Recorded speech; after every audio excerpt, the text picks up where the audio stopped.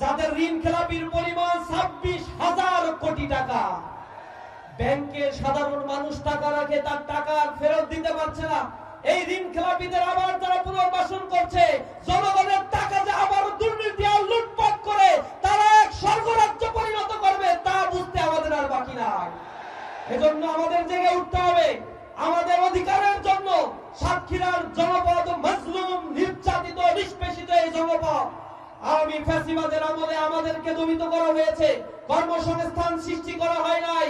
এখানে মানুষের অর্থনৈতিক দুরবস্থা, বাজার সিন্ডিকেট, ঘের দখল, বাণিজ্য করতে দেওয়া হয় নাই। ব্যবসা বাণিজ্য প্রতিষ্ঠানগুলো বুলডোজার দিয়ে গুড়িয়ে দেওয়া হয়েছে। আমাদের ঘর বাড়িতে, আমাদের আবাসনগুলোকে থাকতে দেওয়া হয় নাই। শত শত লক্ষ লক্ষ ভাইদেরকে নির্বাসিত জীবন যাপন করতে হয়েছে।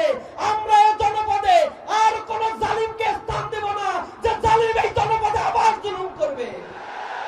এজন্য আমাদের জেগে উঠতে হবে।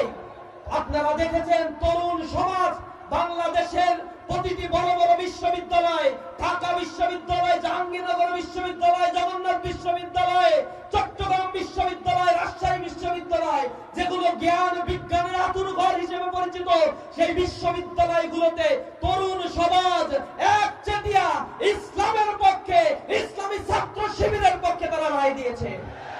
ইসলামী ছাত্র শিবির তাদের বলেছে, আমরা তোমাদের নিরাপদ ক্যাম্পাস উপহার দিব, নারীদের অধিকার আমরা নিশ্চিত করব, আমার মা বোনদের গায়ে যেন কেউ ফুলের টাকা দিতে না পারে, প্রতিটি শিক্ষার্থী ক্যাম্পাসে নিরাপদ থাকবে যেমনি ভাবে তারা তার মায়ের আঁচলে নিরাপদ থাকে। ইসলামী ছাত্র শিবির সেই কথা রেখেছে।